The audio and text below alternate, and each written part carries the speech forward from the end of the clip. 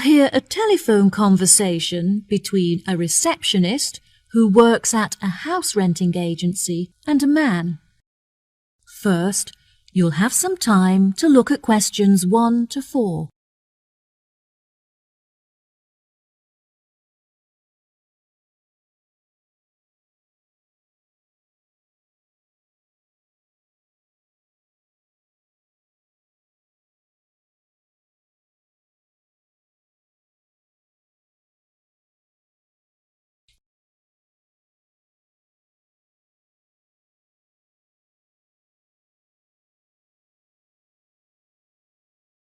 Listen carefully and answer questions 1 to 4. Hello, how can I help you today? Yes, hello. I'm just phoning you as I have seen an advertisement on your website for a property that I'm interested in renting. If possible, I'd like to find out some more information before I organise a viewing. No problem at all. What is the address of the property that you'd like to inquire about? It's 21 North Avenue. Okay, what is it that you'd like to know? First of all, I'd like to know what facilities the office has, as I need to make sure that it'll be suitable for my advertising company. I see. The office contains a large open-plan space with a wide frontage onto a busy street with lots of passers-by, so your business would have a really good street presence. There is also a toilet and newly refurbished kitchen equipped with a dishwasher and oven. Wow, that sounds great. I'd definitely like to register my interest. Okay, perfect. I just need to take some details from you, if that's okay. What is your full name? Jonathan Smith. And what position do you hold in your company, Jonathan? Until recently I was sales manager. However, I've recently been promoted to regional manager, so I'll be in charge of running our new office. Can I ask where the office is located? Yes, of course. It's located downtown, just around the corner from Royal Square Shopping Centre. That's a bit too far out of the centre for my liking. I'd much prefer to be located in close proximity to the station. Do you have any property located in that vicinity? It would help me to narrow down the results if you could tell me how many employees you intend to have working in the office. Our branch is made up of 30 employees, and we'd like some extra space for meetings and presentations. Most average office spaces are around 8,000 square feet, but it sounds like you would need more space than that. I think that 10,000 square feet would be more suitable for your needs. Now, let's see, we have 10 properties that match those criteria, so let's try and narrow it down. Before you hear the rest of the conversation, you have some time to look at questions 5 to 10.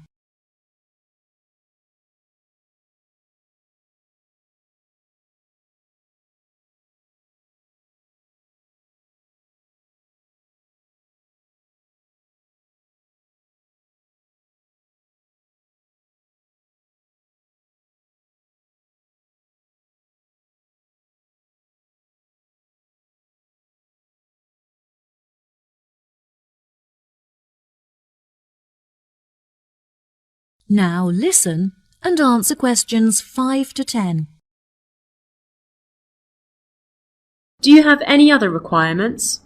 Well, we'll need access to the office 12 hours a day, but security should be 24-hour.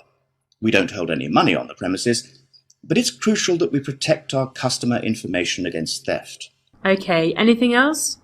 Yes, ideally I would prefer the new office to be split over 2 levels, so that the working office area is kept separate from street level. That will enable us to locate a reception at ground floor level to welcome customers when they arrive. And are there any particular facilities that you need? Our employees work very hard throughout the day, and I want to make sure that they're well nourished. It would therefore be ideal if I could provide them with a kitchen to cook hot meals at lunchtime. Would you want the kitchen to be located at first floor level with the office? No, I don't want the office to be filled with the smell of food. It would be better if the new office had a basement where we could locate the kitchen and staff room area to keep it at arm's length from the workspace.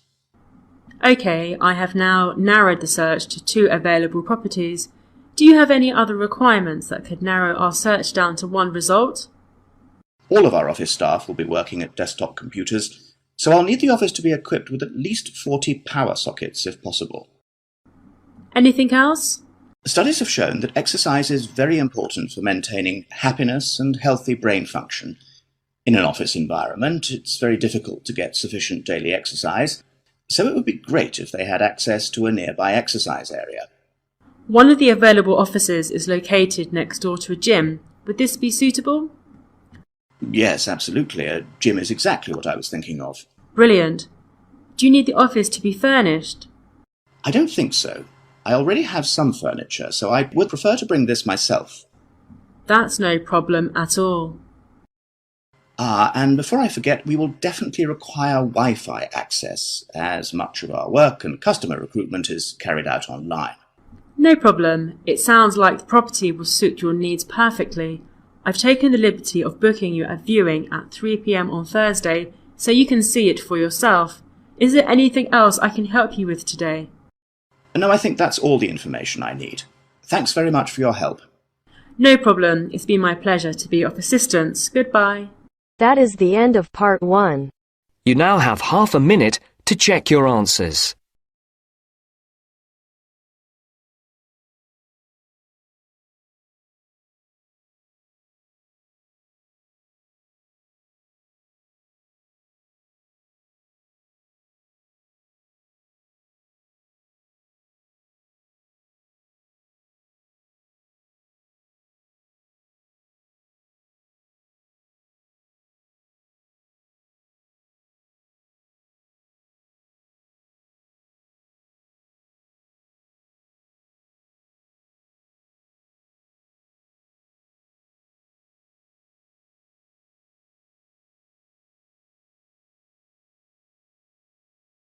Now turns to part 2. Cut 2. You will hear a tour guide giving a talk about a relaxation centre. First, you'll have some time to look at questions 11 to 14.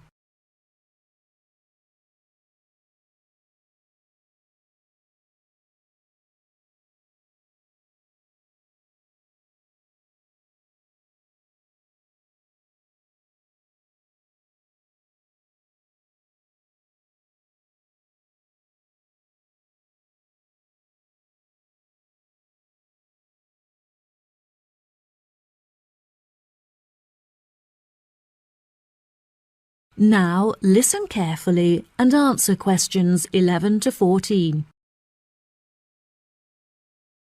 Hello everyone, my name is Sally. Welcome to our globally renowned spa and relaxation centre here at Island View Estates. Before you all wander off and begin exploring the facilities, I'd like to go over a few things. Now, this year is a very special milestone for our beloved centre, as it is our 25th anniversary. I understand that this means you have all paid an increased price for your tickets, but I can promise that all of the events we have scheduled for your enjoyment will make the costs well worth it.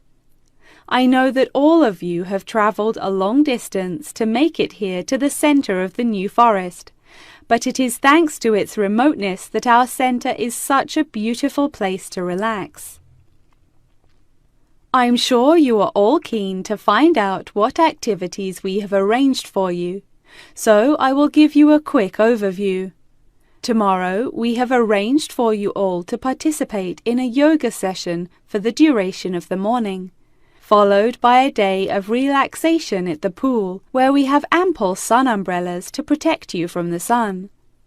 On Wednesday, we have organised a sightseeing hike through the forest, where you will be able to test your navigation skills and witness the wild ponies in their natural habitat. It's forecast to be sunny that day, but I recommend that you all bring rainproof clothes just in case. On your last day, we have a special surprise, a pony trek along the beach. We ask that you all wear full-length trousers and that all women have their hair tied up in a ponytail. Helmets are provided at the centre for those who would like to wear one. There are a couple of beautiful attractions here at the centre that you must all be sure to visit before you leave. The Rose Garden, located just at the corner of the property, is home to many indigenous species, and is beautifully serene and peaceful, the perfect place to collect your thoughts or read a book. Our sunset boat ride has been the favorite attraction for many of our visitors. Simply hop aboard and relax whilst we sail you out into the open sea to witness one of the most beautiful spectacles that nature has to offer. Last, but certainly not least, is the freshwater pond, which serves as a watering hole of sorts. Some of you may even be lucky enough to spot our resident kingfishers, who are members of a very rare and endangered species. Once you have all unpacked and settled into your rooms, we will be taking you out to the neighbouring island for a bonfire and barbecue dinner. The island is very small, and the bicycle trails make it very easy to explore all of its beautiful corners. As the island is entirely separate from the mainland, it has never been inhabited by wildlife, so you can all roam freely and safely. We have some bonding exercises for you all to take part in around the bonfire, where you can potentially make new friends and discover a lot about yourself.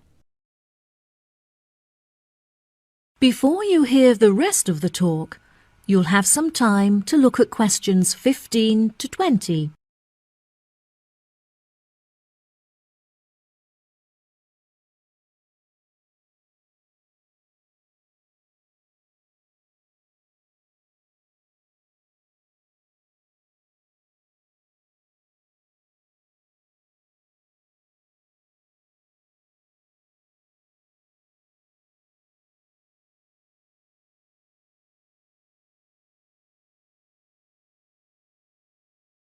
Now listen and answer questions 15 to 20.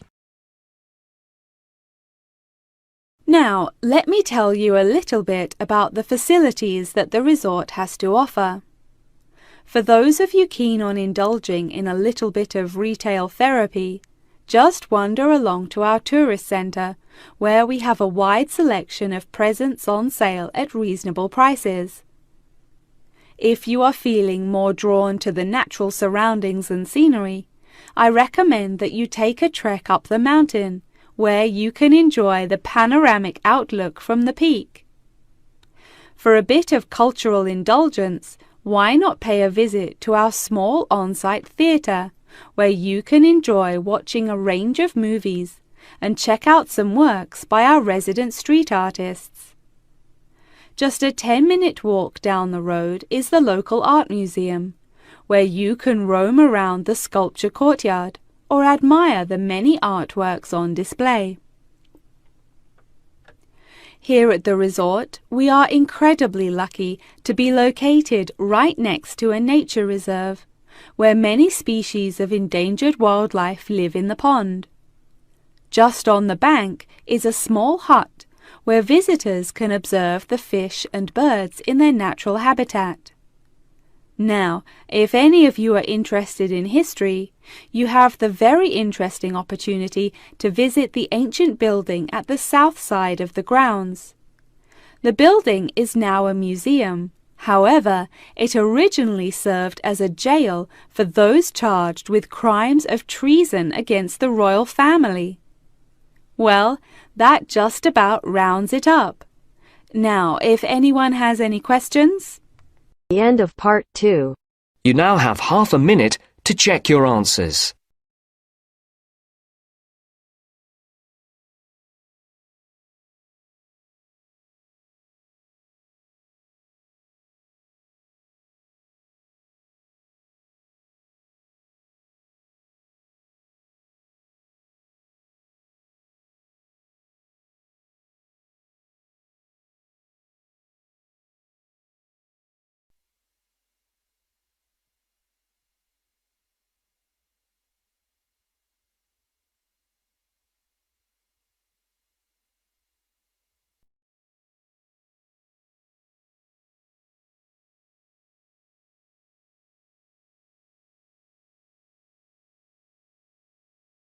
Now turns to part 3. Part 3.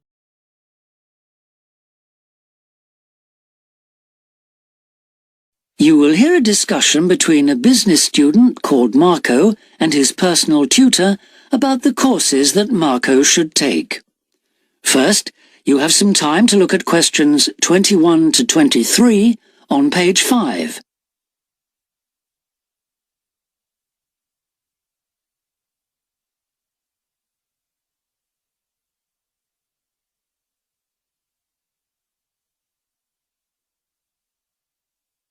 Now listen carefully and answer questions 21 to 23.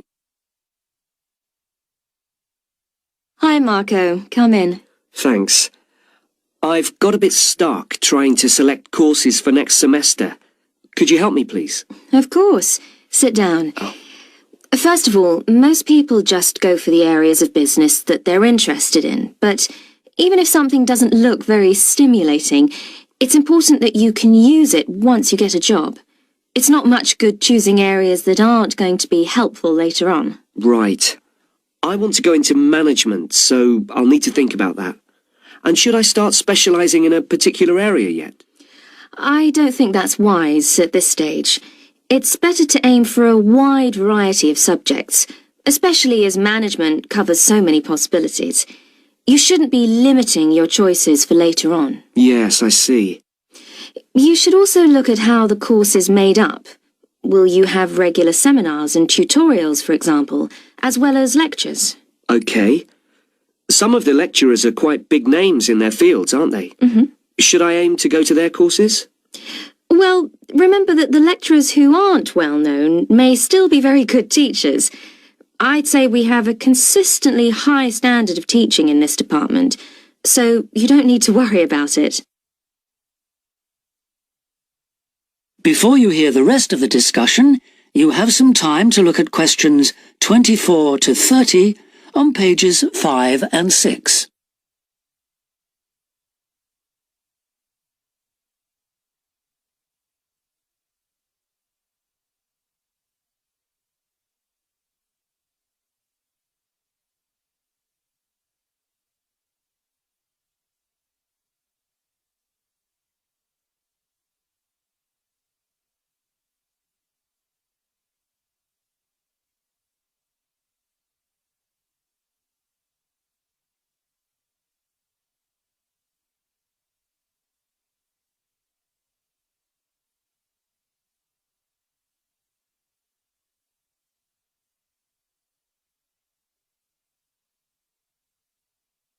Now listen and answer questions 24 to 30. Good. Well, that's a great help.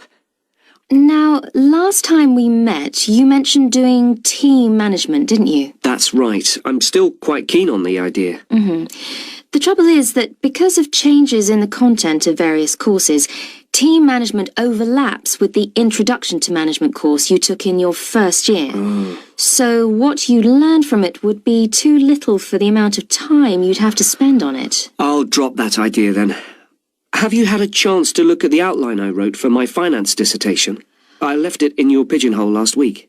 Yes. Why exactly do you want to write a dissertation instead of taking the finance modules?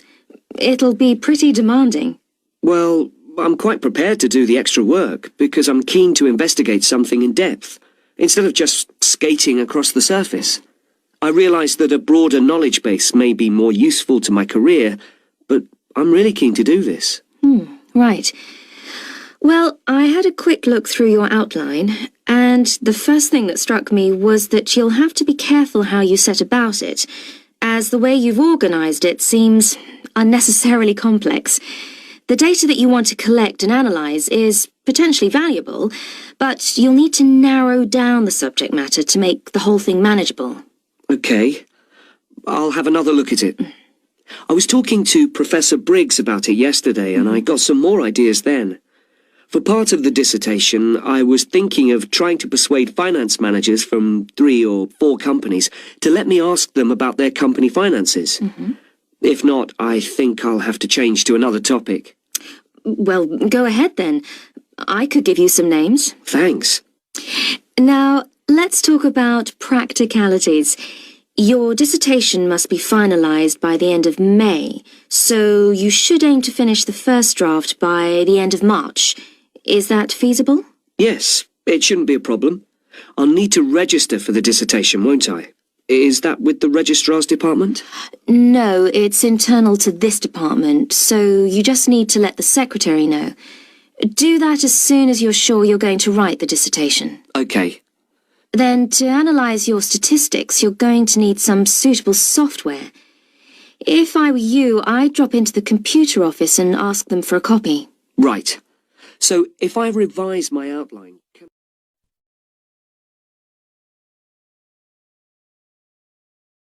That is the end of part 3. You now have half a minute to check your answers.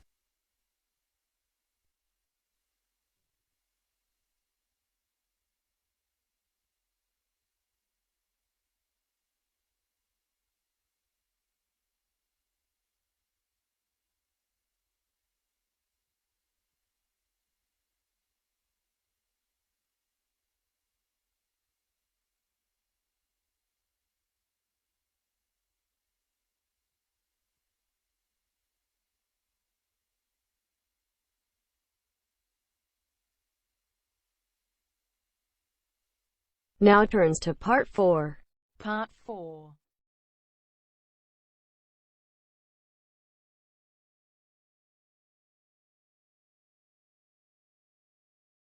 You will hear a talk about a research project on the tiger shark.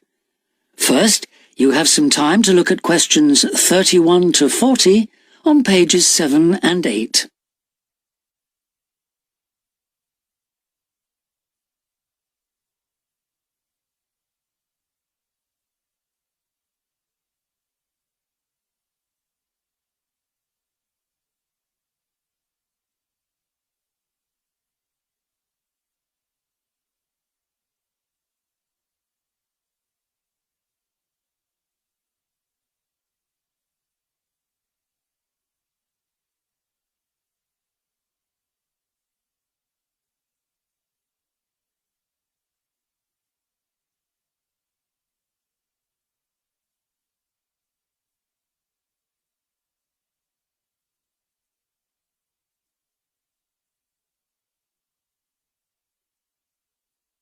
Now listen carefully and answer questions 31 to 40. Good morning, everyone. Today I'm going to talk about the research project I've been involved in on the tiger shark. First of all, some background information. The tiger shark, also known as the leopard shark, is often thought to have got its name from its aggressive nature. But in actual fact, it's called that because it has dark bands, similar to those on a tiger's body. It is a huge creature, growing up to lengths of 6.5 meters. It can be found just about everywhere throughout the world's temperate and tropical seas, but it is most often found along the coast, rather than the open sea. In terms of feeding, tiger sharks tend to be most active at night, and are solitary hunters. Their preferred prey includes other sharks, turtles, seabirds, and dolphins, to name but a few. However, it's not uncommon to find garbage in its stomach. This is because it tends to feed in areas such as harbors and river inlets, where there is a lot of human activity. Now to the project itself. We are particularly interested in some studies that have been done in the Rain Island area. Observations here have shown that there is a large population of tiger sharks present in the summer during the turtle nesting season. However, during the winter months the sharks disappear. So we decided to do some of our own research there.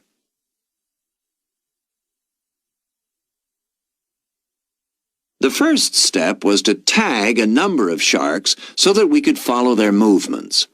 To do this, we first needed to catch the sharks. Early in the morning, we baited lines with large bits of fish and set them in place. These lines were then checked every 3 or 4 hours. If no sharks were caught, the baits were replaced. Once a shark had been caught on one of the baited hooks, it was pulled in close to the boat and secured so that we could carry out a number of brief activities to aid our research. This usually took no more than about 10 minutes and was carried out as carefully as possible to minimize any stress to the shark. Each of the tiger sharks that we caught was measured and fitted with an identification tag, and also a small amount of tissue was taken for genetic studies. For some larger sharks over 3 meters long, we also inserted into the belly a special acoustic tag capable of sending satellite signals, while on other large sharks we attached a camera to the dorsal fin to enable us to study the behavior and habitat use of the sharks. After this, the shark was released, and we were able to follow its movements. So what was the purpose of all this tagging? Well, while we were already familiar with some aspects of the tiger shark's behavior and food sources, what we hoped to do in this project was to see exactly what factors affected the migration patterns of tiger sharks and whether it was, in fact, food, weather, and reproductive needs. These are some of our findings. On February 21st, a large female shark, whom we named Natalie, was attracted to our research boat at the northern tip of Rain Island and fitted with one of the satellite tags I've just mentioned. No transmissions were received from Natalie between April 2nd and April 29th, indicating that she didn't surface to feed during this period. The area in which she was last reported is very shallow, suggesting that she may have changed her feeding preferences during this period to focus on prey found on the sea floor. We also made a number of other discoveries, thanks to the various transmitters we used. It seems that tiger sharks move back and forth between the ocean floor and the surface quite often. This may help the sharks conserve energy while they swim, but it probably also helps them hunt, since this movement back and forth maximizes its chances of not being detected by its prey until the last minute. So far, our findings have not been conclusive. However, we have gained some very interesting insights into the behavior of tiger sharks and are now hoping to develop our research further. That is the end of part 4. You now have half a minute to check your answers.